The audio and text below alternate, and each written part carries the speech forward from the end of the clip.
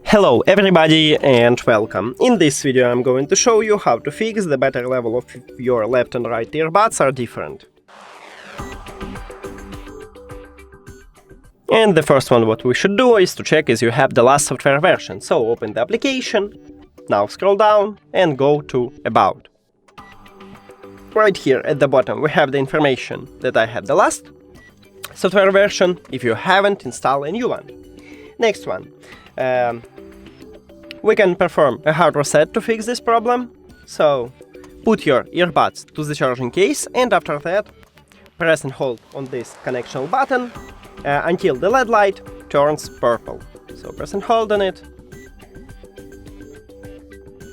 Here we go, we have a purple. Now you can release your finger, and firstly we need to remove these earbuds. So click the information icon or settings icon if you have Android, forget this device, forget device, and also you should make it the same with the second one. Forget. After a hard reset, these earbuds enter to prank mode automatically, so you need to only click on it at the device list, and that's it. Thank you for watching this video. If you found it helpful, please consider subscribing to the channel and leave the like on the video. See you later!